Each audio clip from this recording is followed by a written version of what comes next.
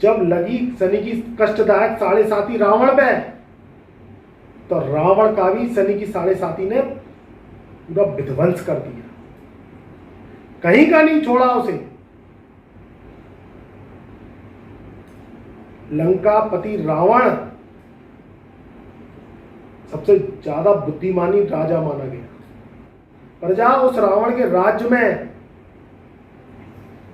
दूध में कलूला कर रही थी, 5 उंगलियां उसकी घी में और 6ठा सर कढ़ाई में था। भोलेनाथ का भक्त रावण इतनी तपस्या लेके उसने अपने जीवन में इस गरीबी के दलदल से वो है मुक्त हुआ, और उसने जो है सोने की लंका कुबेर से ली और उस लंका पर राज्य किया। अपनी चुस्त चालाकी को बरतते हुए उसने एक अपने जीवन में एक नया मुकाम हासिल किया। रावण बहुत गरीब कुल का व्यक्ति था। भगवान भोलेनाथ ने उसे आशीर्वाद दिया, उसने सिद्धियां ली।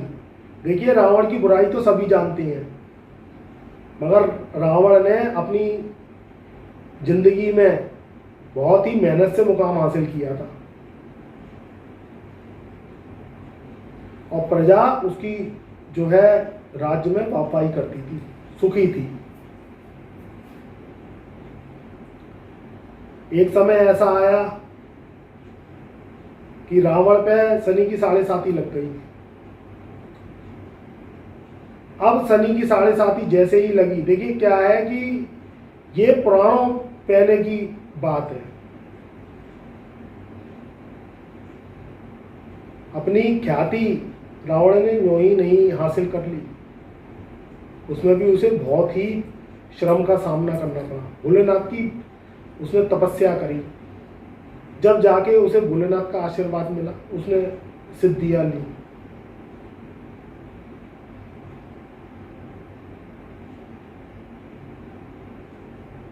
जब वह माता सीता को उठा के लेके आया, तब उस पर शनि की साढ़े साती लगी हुई थी।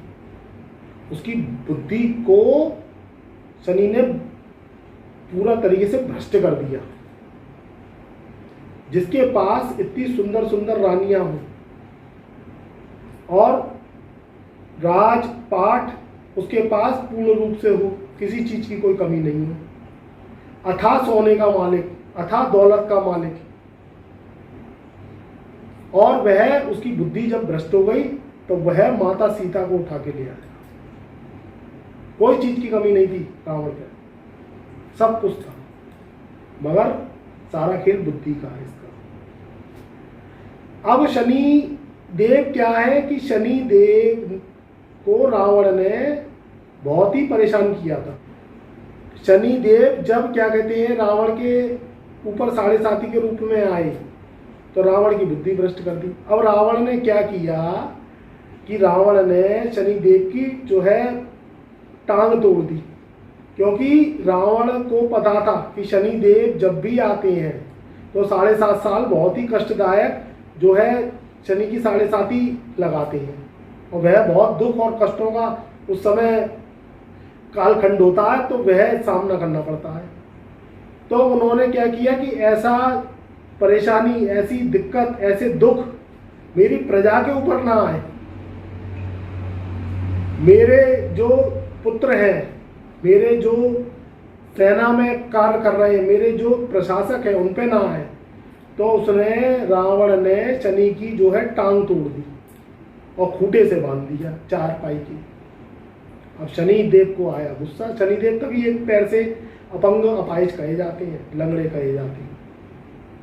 रावण ने क्योंकि उनकी टांग तोड़ दी, क्योंकि रावण का मकसद ये था कि अमर रहना, उसको दुख कष्ट पसंद ही नहीं थे, उसके जीवन में सुख ही सुख, क्योंकि रावण ने दुख बहुत देखा था। वह बहुत गरीब कुल से जन्मा हुआ व्यक्ति था। तो उसने क्या किया, उसने शनि की जो है टांग तोड़ दी और खूब मारा, खूब पिटाई करी कि तू जो है सबके ऊपर चढ़ता है और आ जाता है, और सबको जो है 7.5 साल बहुत कष्टदायक जो है परेशानियों का सामना करना पड़ता है। क्योंकि इस समय धनु राशि वाले, मकर राशि वाले और कुंभ राशि वाले शनि की 7.5 के प्रभाव में है। तो ये जो कथन है ये बहुत ही ज्ञान का कथन है, इसको आप जो है पूर्ण रूप से पूरी वीडियो को सुनिए। अब वह क्या हुआ, सर के ऊपर बैठ गया रावण के शनि। अब वह नहीं माना, क्योंकि शनि का जो न्याय है, शनि का जो कठोर दंड है वह बहुत ही कठोरता भरा है। शनि का जो न्याय है वह हृदय विहीन न्याय है। अब रावण पाप पे पाप करता चला जा रहा था, तो पापों की सजा कैसे मिलेगी?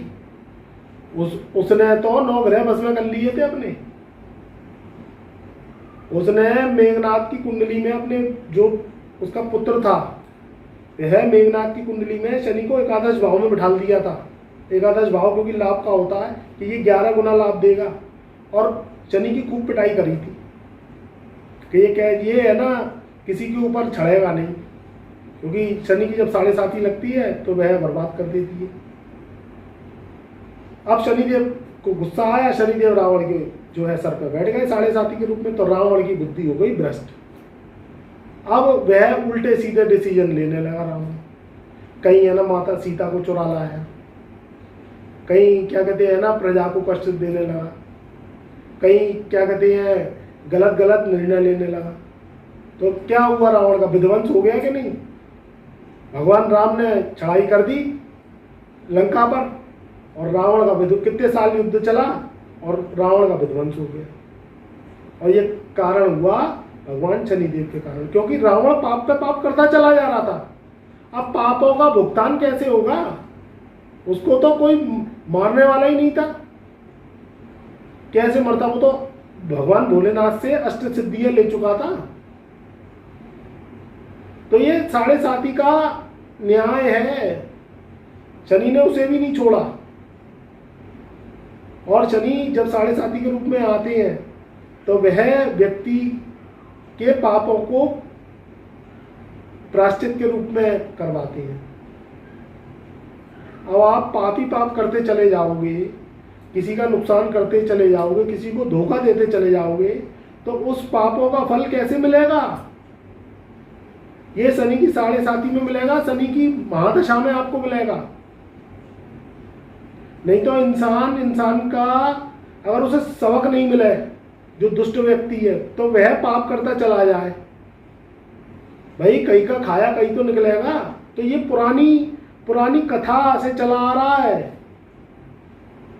धनु मकर कुंभ राशि वाले शनि की 7.5 में है। मेरी बात को आप ध्यान से सुनिए, सत्कर्म करिए, धोखेबाजी नहीं करिए, झूठ फरेब मत करिए, क्योंकि शनि ऊपर से देखता है। आप कहते हैं हम परेशान क्यों हैं, हम परेशान क्यों हैं? कुंडली पिछले जन्म की होती है, फल इस जन्म में हमें मिलते हैं। मगर क्या होता है कि अगर हम कर्मों को सुधार लेते हैं अपने, तो जो फलों की जो मात्रा खराबियत की है, जो परेशानियों की है, जो दुखों की है, वह कम से कम हमें प्राप्त होती है। तभी शनि की 7.5 में आदमी का विध्वंस हो जाता है। अब इनमें क्या है, इनमें अगर आप दान करते हैं, उपाय करते हैं, अपने कर्मों को सही रखते हैं, तो इनके जो फल हैं, जो इनके खराब फल हैं, उसमें कमी देखने को मिलती है। रावण की कथा जो मैंने आपको बताई, ये इस बात का संकेत है। क्या कमी थी उसके पास? किसी चीज की कमी नहीं थी।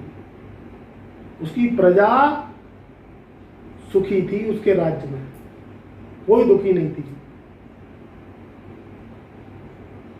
क्योंकि वह अपनी शान और शौकत को बरकरार रखने के लिए प्रजा को सुखी रखता था। जब प्रजा सुखी होगी ना, तो राजा की अपने आप तरक्की होती है। वो कहते हैं, प्रजा क्या कहती है कि है ना ये बैठा रहे, ये तो हमारा जो है अन्नदाता है, इसके राज्य में हम खुश हैं, क्योंकि उन्हें काम मिल रहा है। और कितनी जो है रानियां थी उसके पास, कितना जो है राजपाट था, कितनी बड़ी सोने की लंका थी। अब जो सोने की लंका भी उसकी कमाई हुई नहीं थी, वो कुबेर से छीनी हुई थी, क्योंकि कुबेर सीधा था और उसने छल कपट से छीन लिया था। तो ये न्याय शनि ने दिया उसे जो भी युद्ध में परास्त किया, जो भी उसकी बुद्धि भ्रमित हुई, जो भी राजा भगवान श्री राम ने उसको जो है उसका वध किया, तो ये सब शनि की माया थी और रावण इस बात को समझ ही नहीं पाया था। तो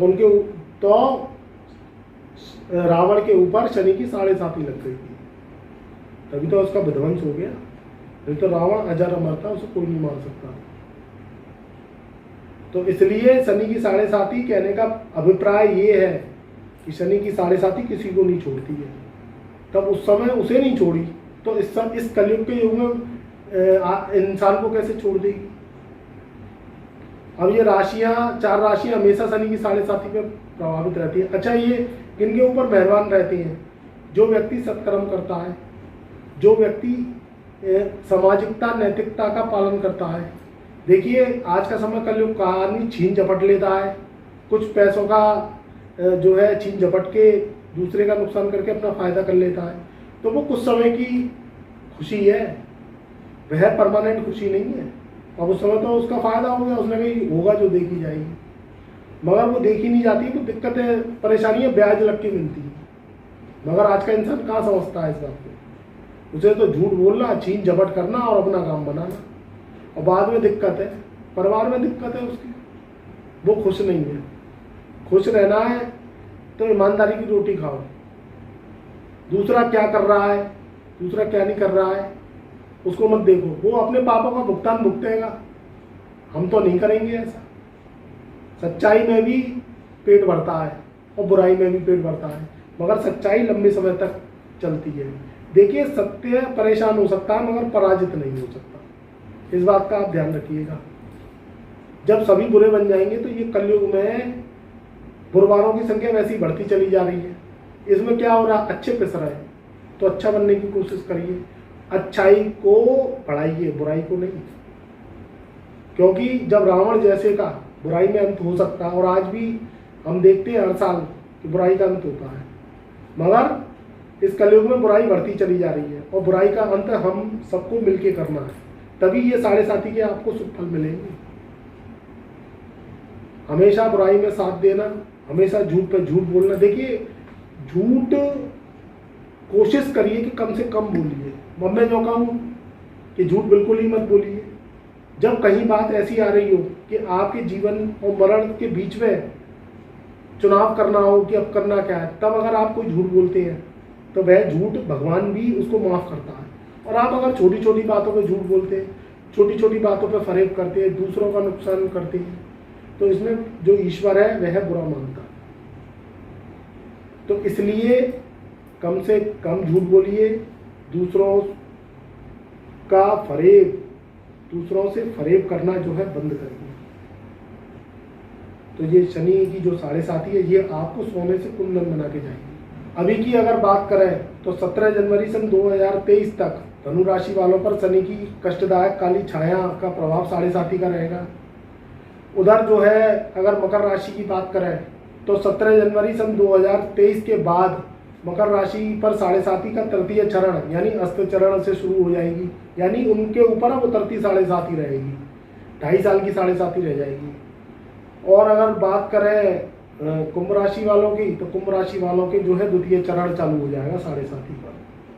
तो इस तरीके से 7.5 का जो है 3 राशियों पर प्रभाव रहेगा। तो इस जो है इस संदेश को लेके मैं अपनी वाणी को यहीं विराम देता हूँ। आप जो है अपने सत्कर्मों को बरकरार रखिए, और मैंने उपाय भी बताए हैं 7.5 के, आप मेरी और वीडियो को देखिएगा। मैंने शनि के उपाय बताए हैं, महा उपाय बताए हैं, आप उन वीडियो को देखिएगा।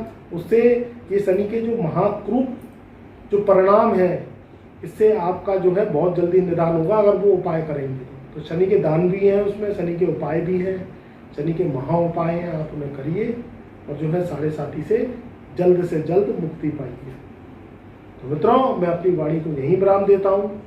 तब तक के लिए आप खुश रहिए, बड़े बूढ़ों का आशीर्वाद लेते रहिए, अपने छोटों से प्यार करते रहिए, और गरीबों के लिए जो भी बने आपके पास खाना, वस्त्र, भोजन से संबंधित वह आप अपने सामर्थ्य अनुसार वितरित करते रहिए। तो मैं अपनी वाणी को यहीं विराम देता हूँ। तब तक के लिए प्यार भरा नमस्कार और आप सभी को शुभ आशीर्वाद।